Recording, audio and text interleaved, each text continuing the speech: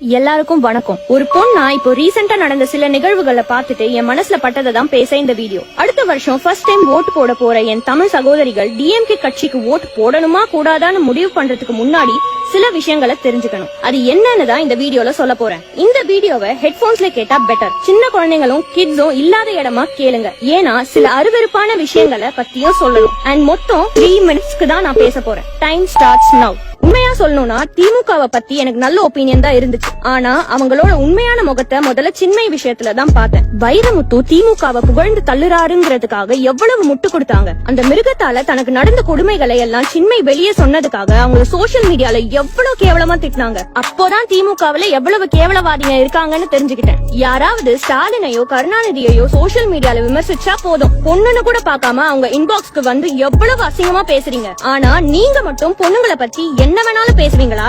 பெண்ணியம் பேசிய பெரியார் பேரை யூஸ் பண்ற நீங்க மேடை போட்டு பெண்களை பத்தி எப்படி பேசுவீங்க? தமிழிசை சொல்றா, அண்ணன் தளபதி அவர்கள் கனவு காணக்கூடாது.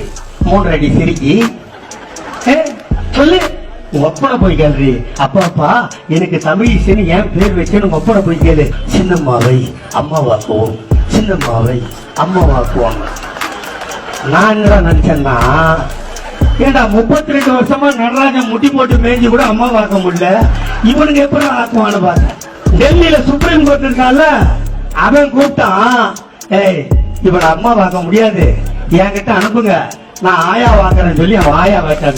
ஏண்டா திமுக காரணங்க மட்டும் இவ்வளவு ஆபாசமா இருக்காங்கன்னு எங்க வீட்டுல இருக்கவங்க கிட்ட கேட்டப்போதான் நிறைய விஷயம் தெரிஞ்சது. ஒரு 30 வருஷம் முன்னாடி திராவிட நாடு எங்கன்னு அசெம்பிளில ஒரு பெண் எம்எல்ஏ கருணாநிதி கிட்ட கேட்டப்போ, நாடாவை அவிழ்த்து பாவாடையை விளக்கி பாருங்கள் அங்கே தெரியும் திராவிட நாடுன்னு சட்டசபைன்னு கூட பாக்காம இவ்வளவு ஆபாசமா பேசினாராம். எதுக்கு இப்படி இவ்வளவு அசிங்கமா பேசுனீங்கன்னு பெண்கள் எல்லாம் போராடுனா, இல்ல நான் சொல்ல வந்ததே வேற, நீங்க தப்பா புரிஞ்சுக்கிட்டீங்கன்னு ஒரு சப்பக்கட்டு வேற கட்டினாராம். ஒரு லேடி எப்படி என்ன கேள்வி கேட்கலாங்கிற ஈகோ தானே.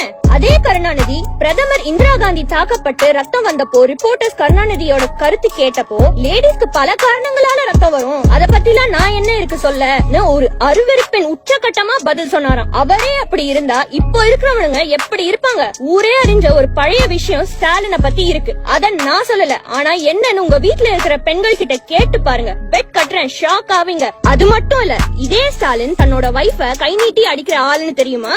இத அவரோட மகன் உதயநிதி ஸ்டாலின் இது ஒரு மேட்டரே இல்லங்கிற மாதிரி சிரிச்சுக்கிட்டே வெக்கமே இல்லாம ஒரு இன்டர்வியூல சொன்னதை கேளுங்க.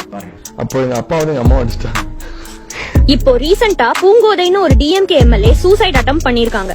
கட்சியில அவங்கள பல ஆண்கள் அசிங்கப்படுத்தி அவமரியாதை பண்ணதுதான் காரணம்னு சொல்றாங்க.